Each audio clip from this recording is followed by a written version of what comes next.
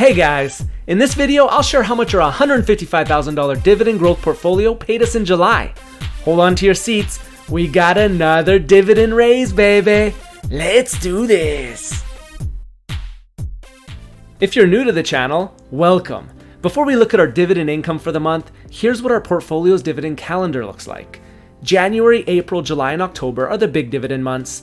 February, May, August, and November are only monthly payers right now, and March, June, September, and December are 2/3 of the big months.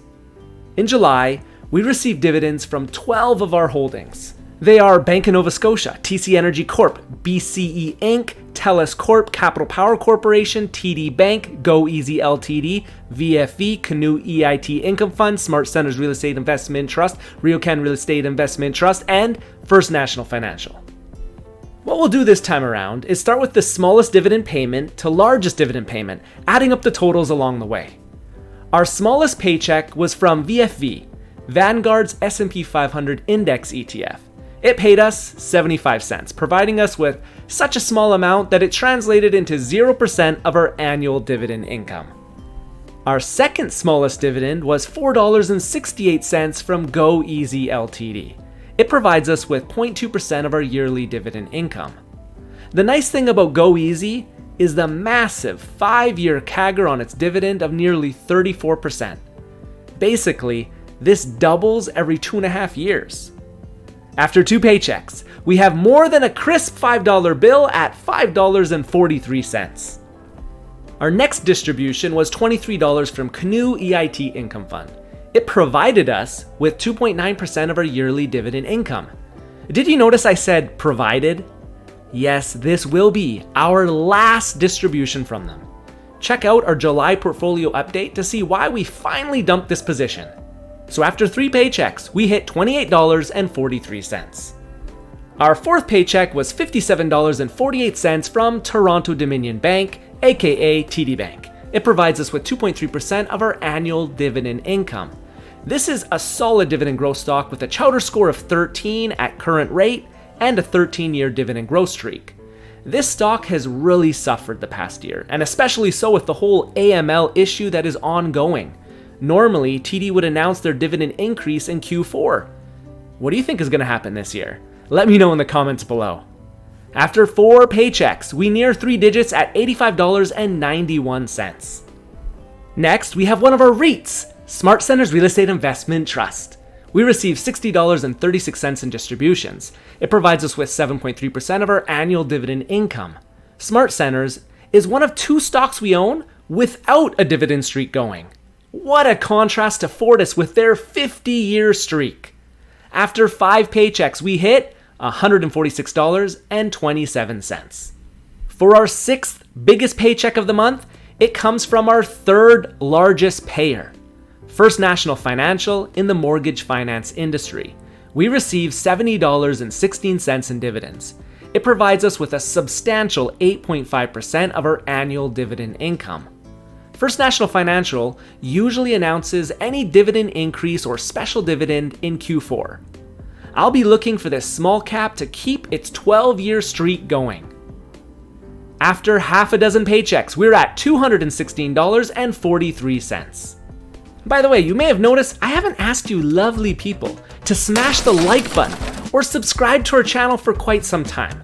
I don't want to feel like I'm begging you guys to follow our journey every single video we release. We know 80% of our viewers are afraid of the like and subscribe button. But today, if you're feeling especially generous and daring and do want to support us with the click of a like and subscribe, I'll be eternally grateful. Now back to our paychecks. Our 7th distribution came from our 2nd largest position, RioCan Real Estate Investment Trust. They paid us a distribution of $70.86, providing 8.7% of our yearly dividend income. We really like RioCan and will continue to hold as they slowly work back to their 12 cents a month distribution and keep that payout in the 55 to 65% range. After 7 paychecks, we're at $287.29. Next, our 8th largest paycheck came from our bond-like telecom BCE Inc. They paid us a dividend of $131.70. This gives it a weighting of about 5.4% of our yearly dividend income. BCE Inc. has a 15-year dividend growth streak going. I can't see BCE maintain its 5-year CAGR of 5.1% on its dividend though. After this paycheck, we cross $400 at $418.99. Guys, have you heard about the latest offer from Moomoo?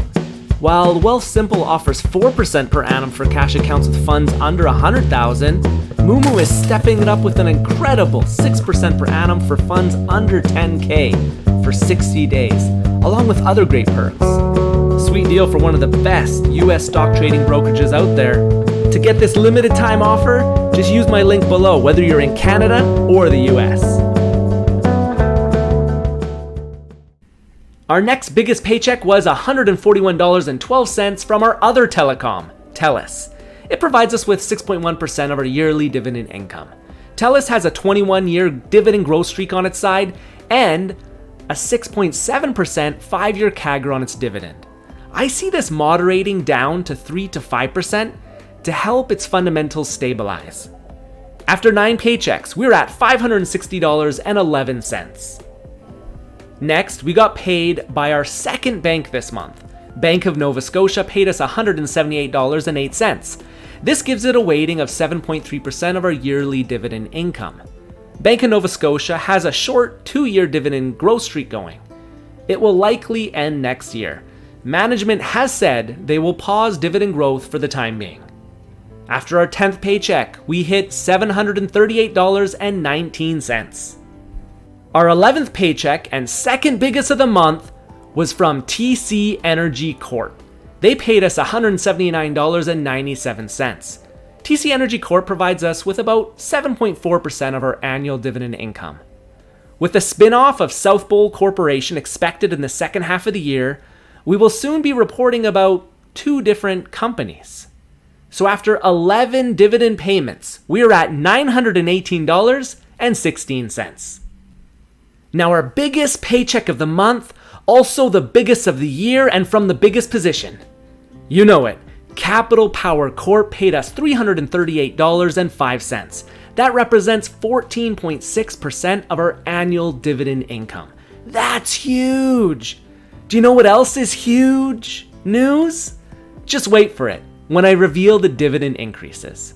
So after all 12 paychecks, our grand total is $1,256.21. It's beautiful to see the year-over-year comparison to July 2023. That year we had $979.65 in dividends. So our income grew by 28% in our TFSA. Our 3 largest dividend payments accounted for $696.10, or about 55% of our dividend income for the month of July. We're building our portfolio with a focus on the quality of the company and dividend growth potential for when we're financially free. We aim for a chowder score of at least 12 with our dividend growth stocks. The current yield plus 5-year dividend CAGR needs to equal 12 or more. I sometimes refer to this as the magic number 12. Markets are never stable for long, and companies can go through rough patches. That is why we never want to be too dependent on any one stock in the event of a dividend cut during economic turmoil. No one industry or stock dominates our dividend income. Our portfolio reveal the other week showed the breakdown of our portfolio by industry. You can check it out here if you like. Now, a massive part of our dividend income growth is from the dividend raises we receive. So far, we've received 11 dividend increases at an average increase of 7.5%. In the month of July, we had our 12th dividend increase. Capital Power Corporation raised its dividend 6%, giving it an 11-year streak. That added $82.60 to our annual dividend income. At a 4% yield, that's the equivalent of adding over $2,000 to our portfolio. There were no other notable dividend raises in the market in July. We ended the month with a forward annual dividend income of $9,878 with a yield on cost of 8.17%. With $47,000 of contribution room left in our TFSA this year, I anticipate we will finish the year with a forward yearly income of $12,000 or $1,000 a month, completely tax-free. Not too shabby. Thank you so much for watching and supporting the channel. Ciao for now.